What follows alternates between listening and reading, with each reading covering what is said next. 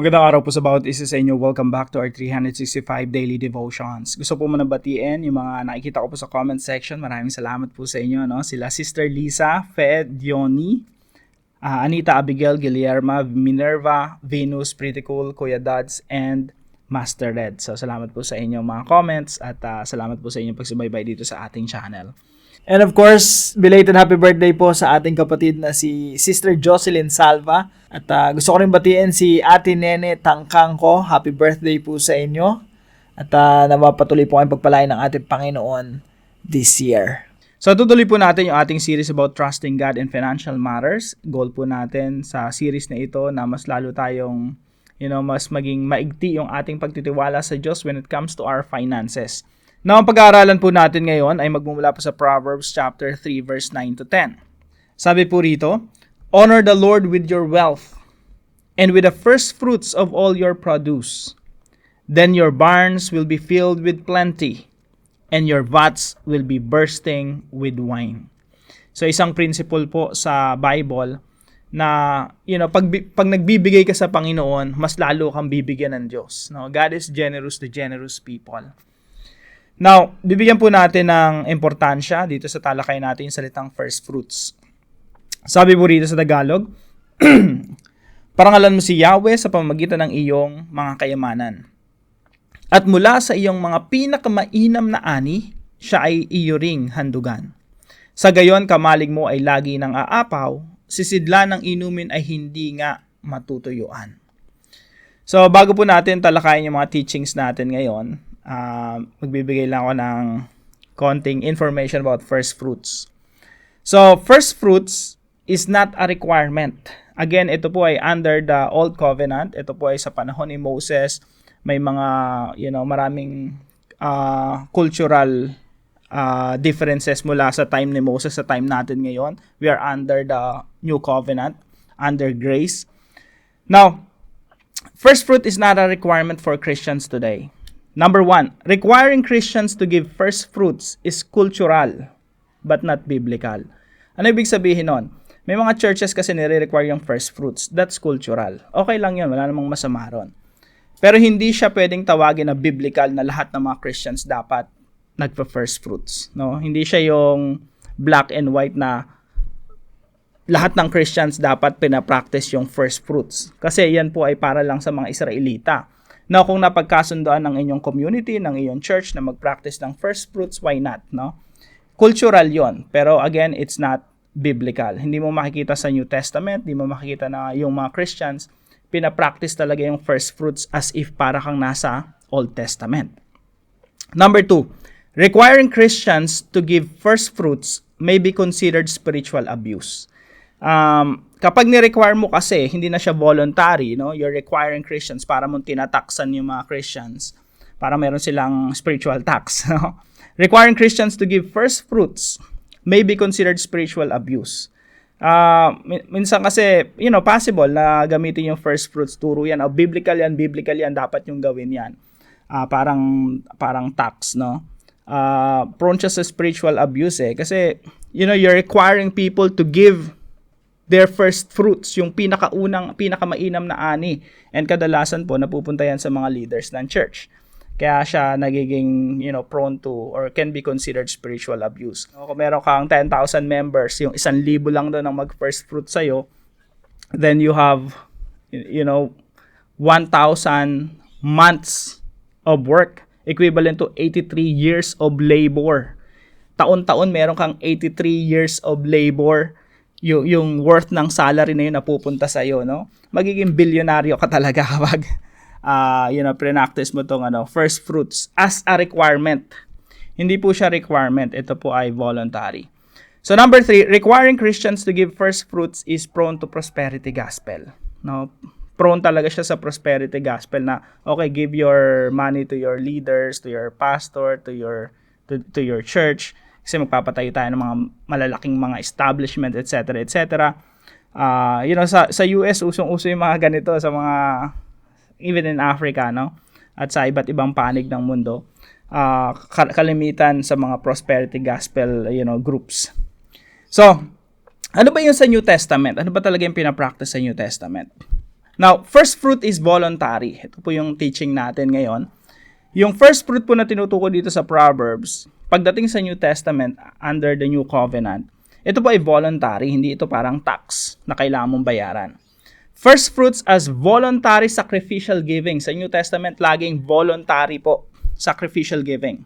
Is giving the first portion of our income. Yung pinakamainam na parte, first portion of our income. Kumbaga, kung yan ay trigo or ani, yung first fruits, pinakamainam na portion ng ani mo. Pero sa panahon natin ngayon, hindi naman tayo lahat nagtatanim. So, first portion of our income. Now, number 2, first fruits as voluntary sacrificial giving honors the Lord. Kapag ikaw, nagbibigay ka, let's say, tawagin mo first fruit yon, that's fine, wala namang problema yon, hindi naman masama yon. Pero, dapat siya voluntary sacrificial giving. Masaya ka sa ginagawa mo, may kurot sa puso yung pagbibigay mo, ibig sabihin, talagang mahalaga sa iyo yung ibinibigay mo, kaya parang kinukurot yung puso mo. At the same time, masaya ka kasi you're giving it to the Lord. Sabi dito sa mga talata, it honors the Lord. So, honor the Lord with your wealth and with the first fruits of all your produce. Natutuwa po si Lord dyan kapag ginagawa natin yan. Kung yan ay hindi parang tax, kundi voluntary sacrificial giving. Number 3 po. First fruits as voluntary sacrificial giving can be one of the means to receive blessings from God. So, pag pinapractice po natin yung first fruits as voluntary sacrificial giving, basically ang ginagawa natin, nagtatanim tayo. Tinatanim natin yung ibinibigay natin. At yan po ay kaparaanan din ng Diyos para pagpalain tayo. Kasi sa totoo lang, when we give, we're expressing our faith na, Lord, I know you would provide for me. After all, lahat naman ng bagay na meron ako galing sa iyo eh. So, kapag nagbigay ako, let's say sa isang Christian organization, mission organization, pwedeng directly sa mga missionaries, pag nagbigay ako, I know, Lord, na galing sa iyo lahat. That's why I'm honoring you with my wealth. I'm honoring you with the first fruits of my produce.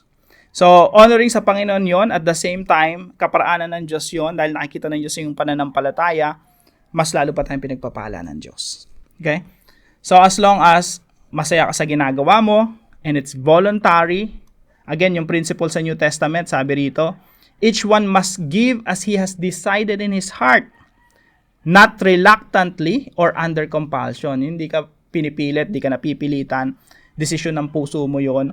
Sabi dito, God loves a cheerful giver at masaya ka sa ginagawa mo. Counted kay Lord yon. May karampatang pagpapala yon mula sa Diyos. So, first fruits as voluntary sacrificial giving can be one of the means to receive blessings from God. So, ano po yung application natin sa mga katuruan na ito? Number 1 po, practice sacrificial giving as a way of thanking and honoring the Lord. So, practice po natin sacrificial giving. Yung first fruit tithing, yan po ay, sa New Testament po, yan po ay sacrificial giving na, and it's voluntary.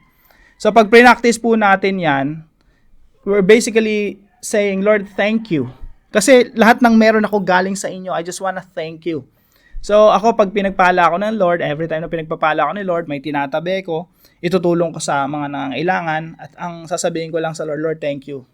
Ito yung pasasalamat ko sa inyo. Kasi hindi mo pwedeng bigyan ng Diyos directly eh. Pero pwede mong bigyan yung mga taong nangangailangan sa paligid mo, lalo na yung kapwa mo mananampalataya. Pwede mong suportahan yung mga workers sa church. Okay, I give this to you as my thanksgiving to the Lord. Number 2, practice sacrificial giving as a way of being a channel of God's blessing. Practice po natin yung sacrificial giving kasi gusto natin maging daluyan tayo ng pagpapala ng Diyos. So, I don't think na yung pagpapala ng Diyos ay dadaloy sa atin kung masyado tayong sakim. Pag may blessing si Lord, pag bukas palad ka, dumadalo yan. Pag bukas palad ka sa mga manggagawa ng Panginoon, bukas palad ka sa mga gawain sa church, bukas palad ka sa mga nangangailangan na membro ng iglesia, mga nangangailangan kahit hindi mananampalataya, pag bukas palad ka, dadaloy talaga sa iyong pagpapala ng Panginoon. Principle po yan sa Bible, katotohanan po yan sa Bible. At pag pre-practice natin, marirealize natin, oo nga Lord, totoong-totoo ito. Kasi ang Lord mismo ang magpapala sa iyo, papadaluyin niya yung mga pagpapala sa iyong mga kamay. Pag bukas palad ka. channel of God's blessing. Pero pag isinarado mo yan, feeling mo sa'yo na yan, no, akin na to Lord, no, this is for me. Paano pa dadaloy, saradong palad ka na, no? Kapag sinaki mo ang mga pagpapala ng Panginoon, huwag mong asahan na maraming blessings na dadaloy sa'yo. Kailangan bukas palad. You know? Yun po yung nakakalugod sa ating Panginoon. Yun po yung nagbibigay ng pagpapala sa kapwa natin. That means we are being a channel of God's blessing. Number 3 po. Practice sacrificial giving as a way of showing that we trust God to provide for our needs. Practice po natin sacrificial giving. Pwede mo tawagin first fruits yan, tithing. Pero sa New Testament, sacrificial giving. As a way of showing that we trust God. Bakit tayo nagbibigay sa kapwa? Bakit tayo generous? Kasi po, pinapahayag natin sa Diyos na, Lord, nagtitiwala ako sa iyo na lahat ng nawawala sa akin, i-replenish nyo. Ibig sabihin, yung principle talaga sa Bible, the more you give, the more you will receive. God is generous to generous people. Kapag ikaw ay mapagbigay, hindi papayag si Lord na mas mapagbigay ka kaysa sa Kanya. Hindi papayag si Lord na generous ka, tapos mas generous ka pa sa Panginoon. Laging ang Diyos mas generous sa iyo. God is generous to generous people. Mas lalo ang tatanggap ng pagpapala sa Panginoon kasi si Lord hindi papayag na mas mabait ka kaysa sa Kanya. So, practice sacrificial giving as a way of showing that we trust God to provide for our needs.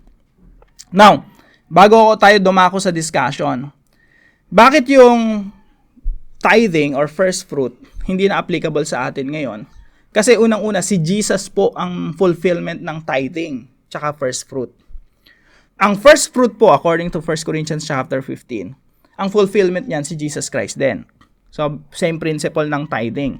Si Jesus Christ yung first fruit of resurrection. Anong ibig sabihin nun?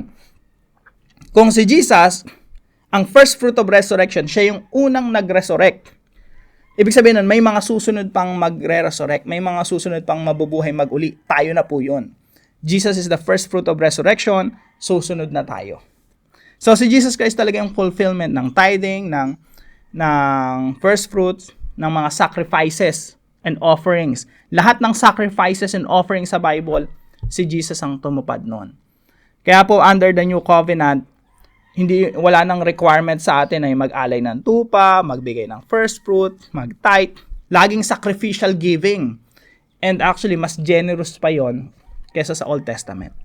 So, hindi po porke na hindi na tayo required magbigay ng first fruits and tithings at mga iba't ibang mga offerings sa Bible, it doesn't mean na magiging kuripo tayo.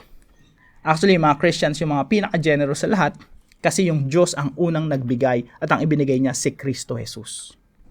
God gave His best so that we can give our best. Kaya tayo na dapat yung mga pinaka-generous na tao. Ang pinapractice natin, sacrificial giving. Mas matindi pa sa tithing, mas matindi pa sa first fruits. So pag nagpa-practice po tayo ng first fruits, pag nagbibigay tayo sa Panginoon, binibigyan natin yung pinakamainam natin. Basically, laging merong balik yun sa atin eh. Kaya ang sabi po rito, honor the Lord with your wealth, with the first fruits of all your produce, then your barns, ang yung mga imbakan ng mga pagkain, will be filled with plenty, and your vats will be bursting with wine. Ibig sabihin, ang Diyos ang magpapala sa iyo, ang Diyos ang magbibigay sa iyo ng lahat ng iyong pangangailangan. So we can really trust God in our financial matters when we are generous to other people, when we are generous to our church workers, to our pastors and missionaries, and sa lahat ng mga aspeto, lahat ng mga ministries na nag-advance ang Great Commission, pag diyan ka nagbigay, sabi dito sa Bible, your barns will be filled with plenty and your vats will be bursting with wine. So, para sa ating discussion, why should we practice voluntary sacrificial giving as an expression of our trust in God? Bakit po natin isinasabuhay yung voluntary sacrificial giving bilang pagpapahayag ng ating pagtitiwala sa Diyos? Pag-usapan po natin ito sa ating mga discussion groups. At para naman po sa ating panalangin, Father in heaven, thank you for sending Jesus Christ, the first fruits of resurrection. We can give our best because you first gave your best. We love because you loved us first. Please accept my voluntary sacrificial giving as an act of worship. Let this be my expression of faith that you are my provider then, now, and forevermore. I entrust to you my finances, knowing that you care. Please multiply my resources, not to become selfish, but to honor you. I ask this for your greater glory. In Jesus' name, Amen and Amen. Salamat po sa partner natin sa devotion natin na ito, si Ate Pat. Maraming salamat po sa inyo. Pagpalain ka natin, Panginoon. At kung kayo po may natutunan sa devotion natin na ito, ipalam nyo lang po sa comment section right below this video. And please don't forget to share this devotion to your family and friends. Maraming salamat po sa bawat isa sa inyo at magkita-kita po tayo muli bukas alas 5 ng umaga dito sa ating Daily Devotions.